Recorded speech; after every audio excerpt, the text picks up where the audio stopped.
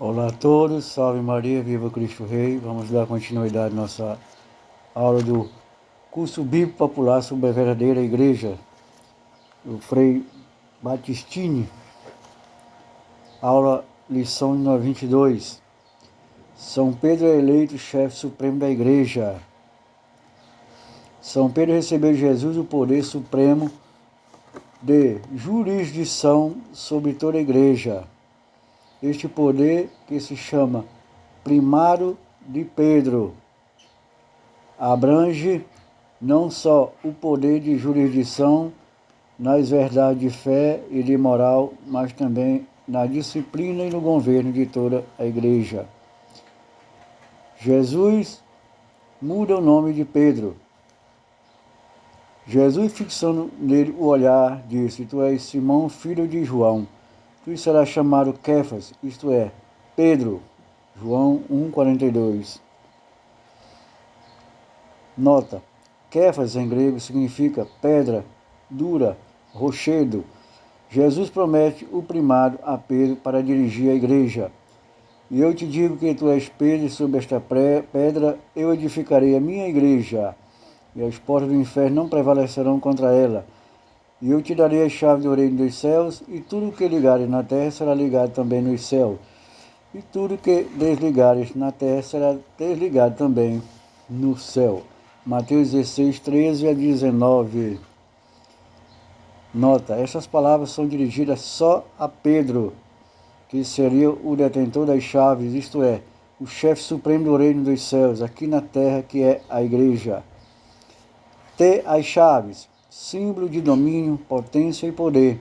Ligar e desligar significa castigar e tirar o castigo, excomungar e tirar a excomunhão, declarar algo como lícito e como ilícito.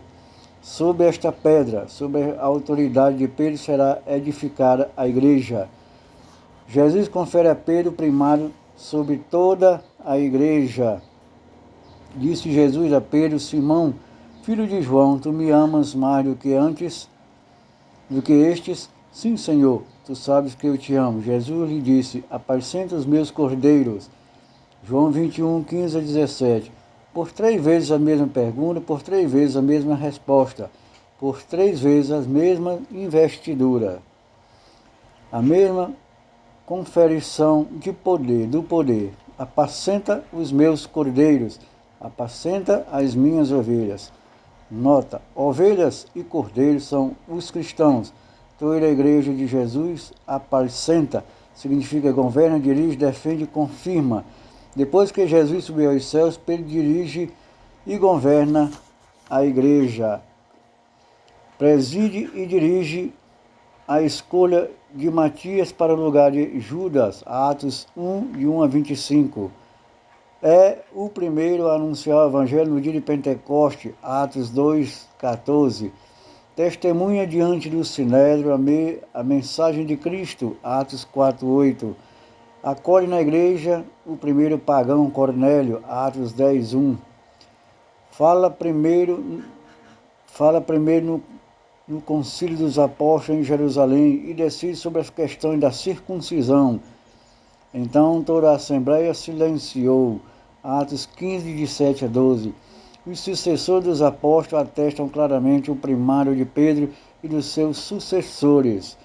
Tertuliano disse o seguinte: a igreja foi construída sobre Pedro. São Cipriano falou: sobre um só foi construída a igreja, Pedro. Santo Ambrósio falou: onde há Pedro, aí há a igreja de Jesus Cristo.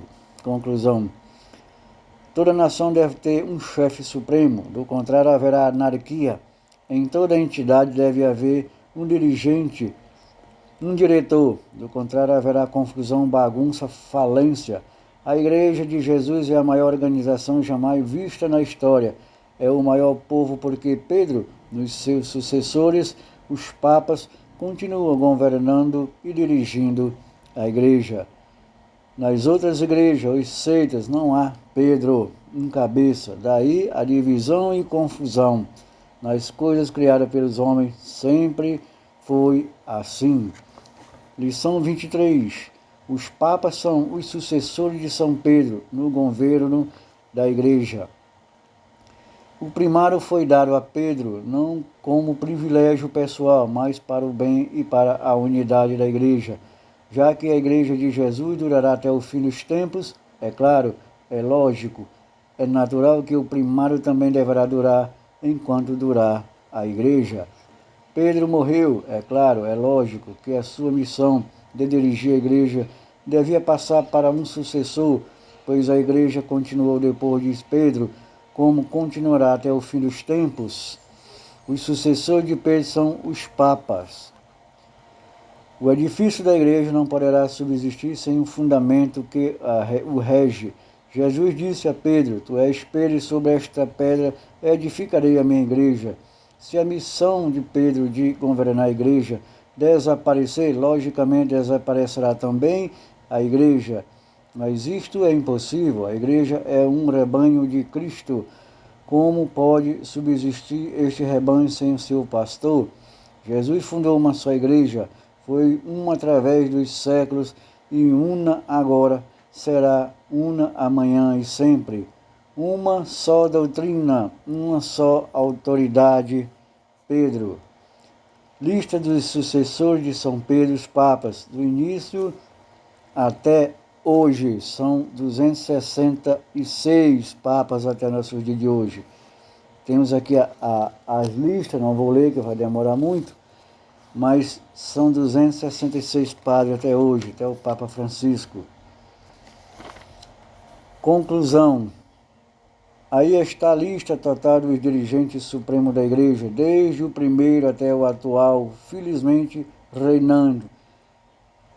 Aqui fala em Bento XVI, é uma corrente ininterrupta desde o começo da igreja até agora. A história está aí para documentar. A primeira igreja protestante começou em 1524 com Lutero. As outras milhares de igrejas vieram depois, aqueles 15 séculos de vazio que separam a igreja fundada por Cristo e as fundadas pelos homens. Não dizem nada a ninguém. Qualquer homem sensato, qualquer homem que procura com serenidade e seriedade a verdadeira igreja de Jesus, como pode ter dúvidas? Lição número 24, o Papa é infalível. Pelo fato de muitos não católicos confundirem infabilidade com impecabilidade, a assistência do Espírito Santo com inspiração em relação ao Papa, apresentamos aqui alguns pontos de esclarecimento para melhor compreensão da infabilidade do Papa. Infabilidade do Papa significa que o Papa é infalível, isto é, não pode errar quando ensina uma verdade de fé e de moral na sua missão de sucessor de São Pedro. O Papa pode pecar como qualquer outro mortal. Na realidade, porém, na sua maioria absoluta, os papas foram santos e só 5 ou 6 foram acusados de faltas sérias. O Papa, quando define uma verdade de fé, não inventa uma nova doutrina, mas simplesmente confirma aquela doutrina como já revelada na Bíblia e na tradição. Quando o Papa é infalível, isto é, quando ele não pode errar, todo Papa legitimamente eleito é infalível quando fala ex cátedra, isto é, quando fala como pastor supremo e mestre supremo para toda a igreja, quando decide ou define uma doutrina de fé ou de moral para todos os fiéis, quando o Papa fala de ciência política, etc., não é infalível. O motivo da infalibilidade do Papa é a assistência direta do Espírito Santo, prova bíblica da infalibilidade do Papa. Cristo constituiu Pedro como fundamento da sua igreja, e sobre esta pedra edificarei a minha igreja, Mateus 16, 14 a 19.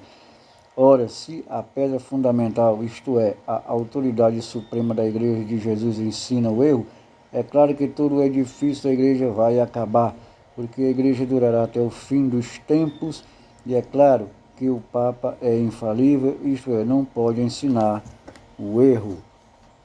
Jesus deu a Pedro, seu sucessor, amplos poderes de ligar e desligar. Tudo que ligares na terra será ligado também no céu. Mateus 16, 18. Deus aprovará tudo que Pedro prova e ensina sobre a terra. É claro que Pedro e seu sucessor não podem ensinar o erro, pois Deus não aprovaria nenhum erro de ninguém. Do contrário, as palavras, tudo que ligares na terra será ligado no céu, seriam mentirosas. E Deus não pode mentir, logo o Papa é infalível. Cristo estabelece Pedro e seu sucessor como supremos pastores do seu rebanho, a Igreja. Apacenta os meus cordeiros, apacenta as minhas ovelhas. João 21, 15 e 17. O sentido destas palavras é que Pedro deve ensinar a verdade e proteger do erro os fiéis. Mas se Pedro e seu sucessor tivessem a possibilidade de ensinar o erro, é claro que não poderiam proteger os fiéis do erro. Assim sendo, então, pela força destas palavras de Cristo, apacenta as minhas ovelhas, os papas devem ser infalíveis. Cristo rezou por Pedro para que sua fé fosse sempre firme e forte. Mas eu rogarei por ti para que tua fé não falte, e uma vez convertido, confirma os teus irmãos. Lucas 23, 31 a 32. Conclusão. Confirmar os teus irmãos, isto é, dar segurança, firmeza à fé dos teus irmãos. E o Papa continua confirmando na fé, quando na Igreja, em todos os tempos, surgiram erros e heresias, o Papa sempre foi o defensor da fé e dos costumes. Quando havia controvérsias graves, era o Papa que dava a última palavra, e todos aceitando dizem: Roma locuta est, causa finita est. O Papa falou, o problema está resolvido. Até hoje o Papa, o doce vigário de Cristo na Terra, continua como o único baluarte da fé autêntica em Jesus Cristo. Continua até hoje e continuará para sempre a defender a pureza e a autenticidade da verdadeira e única doutrina pregada por Cristo e confiada a Pedro e aos apóstolos. Esta igreja, confiada a Pedro e aos seus sucessores, é a única verdadeira e autêntica igreja de Cristo, pois é a única que leva, autêntica, a firma do seu fundador, São Pedro, e de seu sucessor de sua fundação até hoje. Onde está o Papa, está a Igreja de Jesus. Lição 25. Os bispos são os sucessores dos apóstolos. Jesus escolheu os apóstolos um por um, os instruiu e enviou pelo mundo a pregar o reino de Deus. Mateus 3, 13 a 19 e Mateus 10, de 1 a 42. Escolheu Pedro como chefe supremo do colégio apostólico.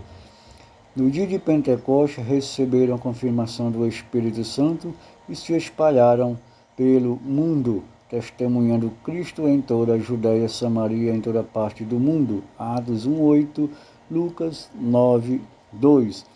Missão dos apóstolos. Jesus falou aos 12 discípulos nestes termos: Foi-me dado todo o poder no céu e na terra, e depois ensinai todas as gentes, batizando-os em nome do Pai, do Filho e do Espírito Santo, ensinando-os a observar tudo o que vos mandei. E eis que estou convosco todos os dias até o fim do mundo. Mateus 28, 18 a 20. Esta missão de ensinar e governar e apacentar foi confiada aos apóstolos para o crescimento da Igreja. Pois bem, os apóstolos morreram, todos os mártires, mas a Igreja de Jesus continua e continuará para sempre.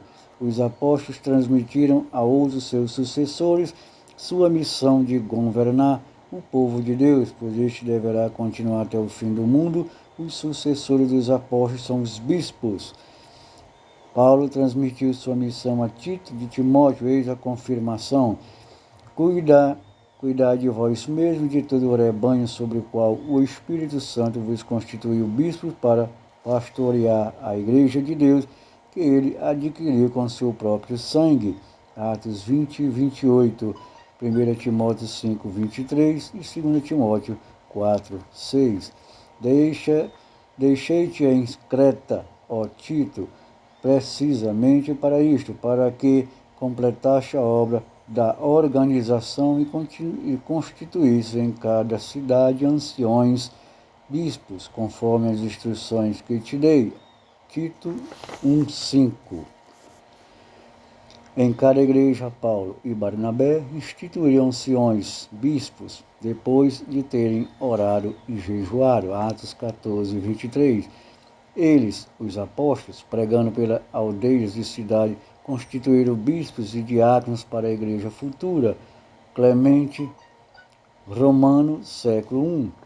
Nós podemos enumerar os bispos que foram instituídos pelos apóstolos e pelos seus sucessores até nós. Santo Irineu. Santo Irineu nos dá a notícia de que São Policarpo foi consagrado bispo de Esmirna pelo apóstolo João. Os apóstolos receberam os poderes de pregar, ensinar e governar diretamente de Jesus e transmitir esses poderes aos seus sucessores e este a outros ainda, até nós, para o bem, a unidade e o aumento da Igreja. Os nossos bispos são os autênticos sucessores dos apóstolos, com o mesmo zelo e os mesmos poderes, desempenham a mesma missão de ensinar e governar a Igreja de Cristo. A transmissão dos poderes é feita pela imposição das mãos e invocação do Espírito Santo.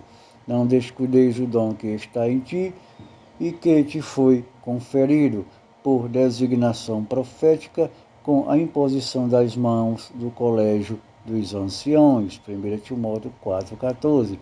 Relembro-te, por isso, que revivas o dom de Deus que está em ti, pela imposição de minhas mãos. 2 Timóteo 1,6.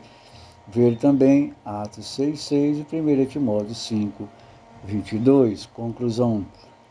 Mais uma vez, se prova que a Igreja Católica é a única que recebeu de Cristo e, através dos apóstolos e bispos, a missão específica de ensinar e governar o povo de Deus. Entre os bispos e os apóstolos há uma corrente ininterrupta, de modo tal que a missão que os apóstolos receberam de Jesus é a mesma que os bispos receberam de Jesus. Meu irmão, sinta-se feliz de pertencer à verdadeira Igreja de Jesus Cristo e ame seu bispo, pois ele é o sucessor dos apóstolos, e isto é a mais forte garantia de que você pertence ao verdadeiro reino de Cristo na terra. Lição de número 26. Os sacerdotes são ministros de Cristo e administradores dos mistérios de Deus. 1 Coríntios 4:1. Os sacerdotes, junto com os bispos, participam, embora em grau diferente, do mesmo e único sacerdócio de Cristo. Embora os presbíteros sacerdotes não possuam o ápice do pontificado e no exercício do seu poder dependem dos bispos, estão, contudo, com eles unidos na unidade sacerdotal, em virtude do sacramento da ordem, segundo a imagem de Cristo, sumo e eterno sacerdote. Hebreus 5:1-10, Hebreus 7:24 e Hebreus 9:11-28. Eles são consagrados para pregar o Evangelho, apacentar os fiéis e celebrar o culto divino, de maneira que são verdadeiros sacerdotes do Novo Testamento. Gênesis 28. Vamos repetir a estrutura dos mistérios na Igreja, conforme está na Bíblia. Jesus Cristo, único e eterno sacerdote, confere aos apóstolos sua missão sacerdotal para que continue sua missão na Igreja. Os apóstolos transmitiram o ministério recebido de Cristo aos seus sucessores, os bispos. Estes, por sua vez, passaram legitimamente o ofício do seu ministério a vários sujeitos e em diferentes graus. Temos assim, desde a antiguidade apostólica, os bispos, presbíteros, sacerdotes e os diáconos.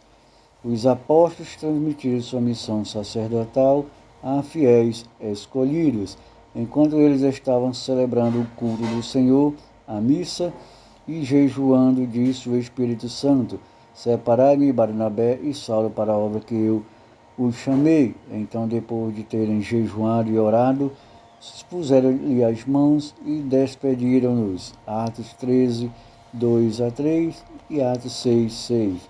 Em cada igreja, Paulo e Barnabé ordenaram presbíteros, sacerdotes, e após orações com Jesus, recomendaram-nos ao Senhor em que tinham crido. Atos 14, 23.